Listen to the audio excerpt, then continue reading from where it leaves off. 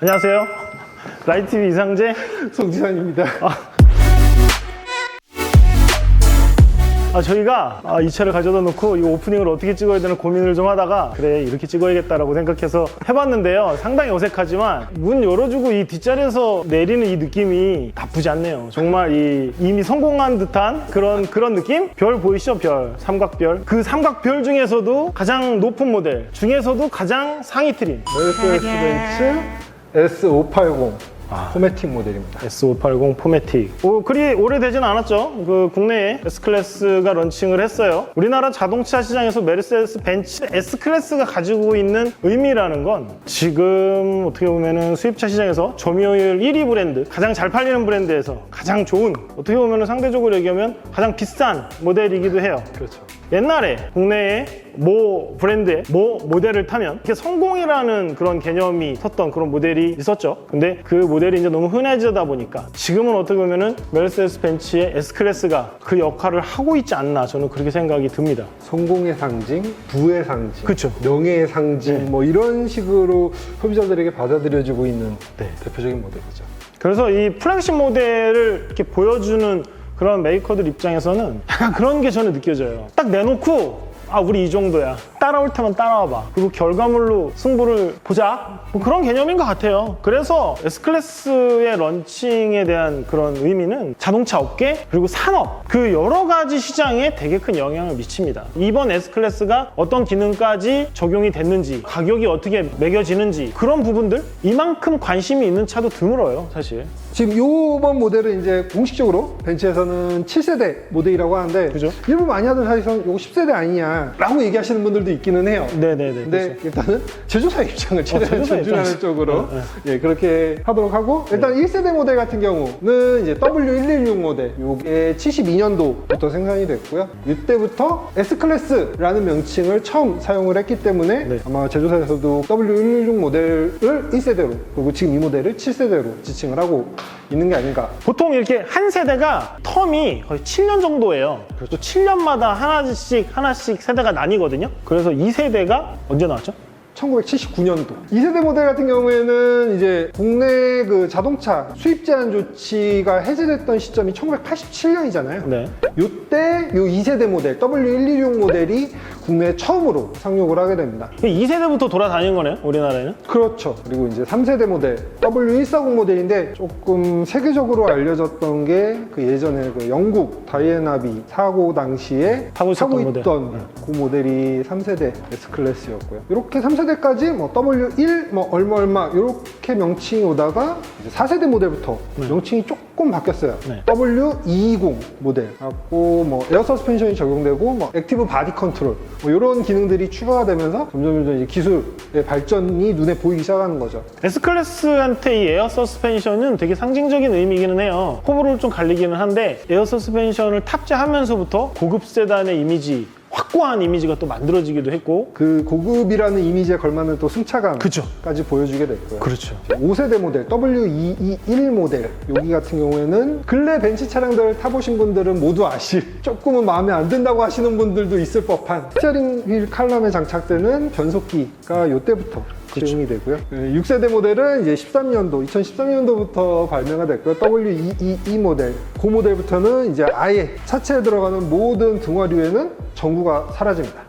전부 LED 이런 것들이 적용이 됐고요. 이 밖에도 뭐 전방의 도로 상태를 감지를 해서 차체를 어떻게 움직이게 할지 이제 서스펜션의 뭐 감쇄력 같은 걸 조절해 준다거나 하는 매직 바디 컨트롤 기능 활용하는 이런 전방 카메라가 탑재된다든지 뭐 이런 첨단 기능들이 대거 도입되기 시작하죠. 그리고 이 모델이 작년에 처음 등장해서 국내에는 올 4월부터 공식 출시를 하고 판매를 시작을 했습니다. S클래스한테 이 그릴의 의미는 상당히 큽니다. 이 첫인상의 이미지를 제일 먼저 만들어내는 게 사실 뭐 요것도 있긴 한데 사실 뭐 그릴의 이 형상이나 모양, 이 사이즈 이게 엄청나게 중요한 부분이거든요. 근데 이게 6세대 모델에 비해서 좀 변화를 가졌는데 이게 말들이 되게 많았어요. 그러니까 6세대 모델은 지금 보시는 이 사이즈에 비해서 훨씬 더 이렇게 좀 큰, 특히 좌우로 좀 넓은 형상을 가지고 있었던 데 비해서 이번 거는 이전 세대에 비하면 좀 많이 크기가 좀 줄었다라고 해야 될까요? 느낌이 6세대가 더 크고 웅장하고 약간 좀 그런 맛이 있었어요. 그래서 전작이 훨씬 땄다.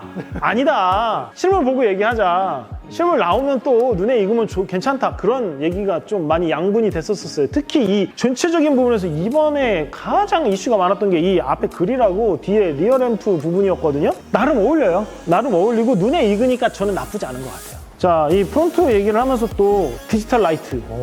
이 디지털 라이트가 되게 엄청나요. 그냥 외형적으로 보기만 해도 야, 대단한 애구나. 뭐 그런 느낌이 들 정도로 멋있는 거를 떠나서 똑똑하고 대단합니다.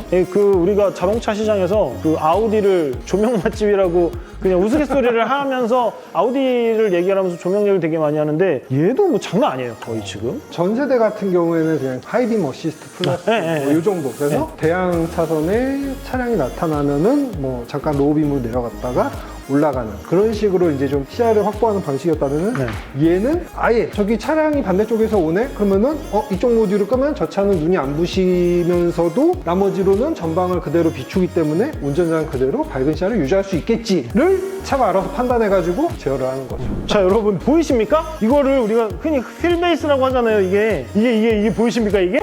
지금 몇 걸음을 고른 거야? 이게 꽉 찼어요. 꽉 찼어. 이게 정확하게 몇입니까? 5,380mm. 그럼 이 휠베이스는 몇이에요? 휠베이스는? 휠베이스가 3,216mm. 그냥 S클래스보다 더 이 휠베이스를 극단적으로 늘린 그런 모델이라고 보시면 됩니다. 이 뒷자리를 보고 뒷자리를 타보면 이 휠베이스를 왜 이렇게 극단적으로 늘렸지? 라는 게 한 번에 이해가 됩니다. 비행기의 퍼스트 클래스 같은 느낌이 들어요. 시트의 재질이라든지 안락함, 편안함, 안마 의자 기능도 있고요. 이 차 가격이 2억 1,800인가? 네, 2억 1,800. 네, 2억 1,800 정도 하거든요. 2억이 넘어가는 퍼스트 클래스 이 플래그십 세단이 보여줄 수 있는 안락함이 뭔지를 보여주는 것 같아요. 제가 타고도 쇼퍼 모드를 딱 해서 등받이 젖히고 조수석 앞으로 접고 하면은 정말 저도 편안하게 누워갈 수 있을 만큼 여유 있는 공간이 나오는. 이 휠베이스가 긴 게 괜히 긴 게 아니죠. 안에 그만큼 공간을 더 확보하려고 한 거고 거기에다가 이런 또 슈퍼 패키지 기능까지 적용이 돼 있으니까 뒤에 탄 사람은 당신이 차에서 경험할 수 있는 가장 편안한 자세로 갈 수 있는 그런 모델이죠. 앞에 그릴과 더불어 이번 세대 7세대 모델에서 가장 이슈가 많았던 그런 부분이기도 합니다. 테일램프. 이게 위장막 돌아다닐 때부터 이슈가 됐었는데 이 촘촘히 박혀있는 LED 봐요. 이게 무슨 이건 무슨 자세히 이렇게 보고 있으면 무슨 예술 작품 같아. 이거 하나 보여드릴게요. 조명 맛집이 여기 있었네. 앞에 우리 디지털 라이트랑 비슷하게 뒤에 테일 램프 역시도 되게 똑똑하고 첨단 기술이 다 적용돼 갖고 이렇게 만들어졌는데요. 어떻게 뭐 이 엣지 있는 디자인이 조금 이슈가 됐었어요. 대형 세단에는 좀 어울리지 않는 디자인이다. 뭐 그런 얘기가 좀 있었었는데 실제로 보니까 원성을 들을 정도의 디자인은 아니라고 저는 생각을 합니다. 이 차를 이제 보신 분들이 이 테일램프에 대해서 가장 좀 불만이 있으셨던 게 어떻게 보면 이렇게 좀 대단히 좀 슬림하게 나가는 이 라인 때문이 아닌가. S클래스가 갖는 무게감을 생각하면 조금 더 이 라이트 디자인에 볼륨을 줬어도 되지 않았을까. 뭐 그렇다고 해서 크게 불만은 없는 것이 제가 이 차를 산다고 해도 제가 이 라이트를 보고 다니진 않으니까요. 주관적인 부분인 디자인 얘기 갖고서 이렇게 좀 왈가왈부하는 거는 그건 각자의 판단에 맡기는 걸로 그렇게 얘기를 하고요. 전체적으로 외관을 보여드리면서 설명을 좀 드렸는데 한마디로 정리를 하면 기함급 플래그십 세단이 보여줄 수 있는 존재감은 확실하게 보여주지 않았느냐. 디테일한 부분들이 변화도 많고 오래전부터 차를 만들어 온 집답게 정말 직접 보시면은 이래서 S클래스구나 하는 느낌을 확 받으실 거예요. 저희가 실내로 들어왔습니다. 와, 이 웅장한 이 모습이 보이십니까? 제일 먼저 눈에 들어오는 건 이 디스플레이 12.8인치예요. OLED 뭐 센터 디스플레이가 옛날 거의 테슬라를 처음 만났을 때 그 놀랬던 그런 느낌이 기억이 나기도 하고 엄청 커요. 되게 빠릿빠릿하게 잘 움직입니다. 내비게이션 입체로 이렇게 다 나오고요. 컴포트, 이게 아까 말씀드렸던 안마, 마사지랑 뭐 앰비언트 라이트 이렇게 다 바꾸고 뭐 하고 있는 것들, 이런 것들이 뭐 컴포트에 들어가 있고요. 설정에서는 뭐 여러 가지 충돌 해피, 뭐 지원 기능, 카메라, 제가 아까 말씀드렸던 똑똑하다고 얘기한 그런 부분들이 이쪽에 자리 잡고 있습니다. 되게 간단한 조작만으로 아까 여기 내비게이션 띄웠던 것들 이쪽에 지금 다 연동해서 이렇게 다 돌아가고요. 그리고 되게 재밌는 게 뭐냐면 시속 20km가 넘어가잖아요. 그러면 여기 있는 카메라가 제 눈동자를 계속 모니터링해요. 눈동자가 이렇게 졸고 있는 것처럼 이렇게 깜빡이거나 자고 있는 것처럼 감고 있으면 얘가 경보를 울립니다. 잠자지 말라고. 차가 운전자보다 더 빠르고 똑똑하게 판단을 내려서 먼저 조작해주고 대비를 해줄 수 있다는 것. 이런 센스. 그리고 뭐 하나 해볼게요. 헬로 벤츠? 지금 말하세요. 네, 보이세요? 제가 이 음성인식 버튼을 누르지 않았는데도 그냥 운전 중에 제가 그냥 헬로 벤츠라고 얘기를 하는 것만으로 차는 즉각적으로 응답을 해요. 저는 이런 여러 가지 경험을 하면서 안전을 위해서, 주행을 위해서 그냥 여러 가지 준비가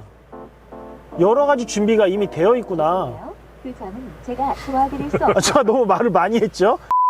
자, 저희가 뭐 외장 디자인부터 안에 실내 뭐 여러 가지 기능들 다 말씀을 드렸고, 제가 간단하게 외부에서 주행하고 뭐 하고 했던 부분들 뭐 말씀을 드리고 간략하게 좀 마무리를 좀 해보려고 그래요. 일단 저희가 바깥에서 주행을 하면서 저는 어떻게 느꼈냐면, 이 차를 타면서 뭐 마력이 몇 마력이고 뭐 제로벽이 몇 채가 나오고 뭐 이게 무슨 의미가 있나, 뭐 저는 그런 생각이 좀 들었어요. 사실 그럴 수밖에 없는 게 이 차를 구매하시는 분들이 대다수가 이 앞좌석 운전석에 타시기보다는 저 뒷좌석에 타시기 때문에 더 그런 게 아닌가. 뒷좌석에 타면은 사실 내가 얼마나 편한가가 중요한 거지, 뭐 엔진 마력수가 어떻고 토크가 어떻고 이 부분은 사실 그렇게 신경 쓰지 않게 될 것 같은데요. 그리고 지금 뭐 8기통 4000cc 엔진을 탑재한 뭐 그런 대형 플래그십 세단인데, 지금 이게 연비가 7.9 정도가 나오는데요. 이런 모델을 타시는 분들 같은 경우에는 연비보다 안전하게 움직이시는 거하고 쾌적하게 이동하는 것, 뭐 그런 게 더 중요하지. 그리고 이게 최고속이 한 250km 정도 나오는데 그래도 무슨 의미가 있고, 그래서 저도 모르게 느긋느긋하게 운전을 여유롭게 하게 되는 것 같아요. 차가 차이니만큼 제 앞으로 이렇게 무리하게 끼어드는 사람도 없었고요. 제 신호에 이렇게 바로 빨리 출발을 안 해서 뒤에서 빵빵거리지도 않아요. 이게 도로에서 받을 수 있는 그런 스트레스가 한결 낮아진 느낌? 그런 느낌도 들고요. 송 기자는 어떻게 느꼈어요? 이 모델부터 적용되는 이 액티브 바디 컨트롤, 아까도 말씀드렸지만 이런 전방의 카메라들을 이용해서 앞에 노면에 있는 모든 정보를 파악한 다음에 그걸 가지고 뭐 서스펜션의 감속력이나 뭐 이런 것들을 디테일하게 조절을 하다 보니까 진짜 매직 카펫 라이드?